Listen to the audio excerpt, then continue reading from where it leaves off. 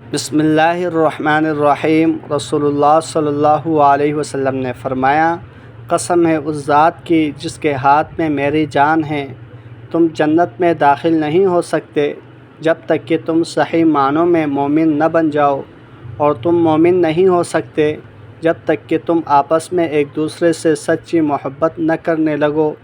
کیا میں تمہیں ایک ایسی چیز نہ بتاؤں کہ اگر تم اسے کرنے لگو تو تم میں باہمی محبت پیدا ہو جائے؟ وہ یہ کہ آپس میں سلام کو عام کرو، یعنی پھیلاؤ۔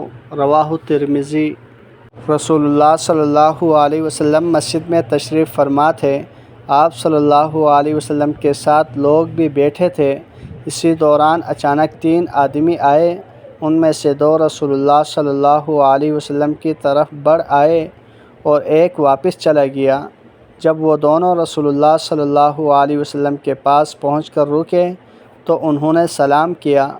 پھر ان دونوں میں سے ایک نے مجلس میں کچھ جگہ یعنی گنجائش دیکھی تو وہ اسی میں گھس کر بیٹھ گیا، اور دوسرا شخص ان لوگوں کے یعنی صحابہ کرام رضی اللہ عنہم کے پیچھے جا کر بیٹھ گیا، اور تیسرا تو پیٹھ موڑے چلا ہی گیا۔ تو پھر جب رسول اللہ صلی اللہ علیہ وسلم فارغ ہوئے تو آپ صلی اللہ علیہ وسلم نے صحابہ کرام رضی اللہ عنہم کو مخاطب کر کے فرمایا، کیا میں تمہیں تینوں اشخاص کے متعلق نہ بتاؤں؟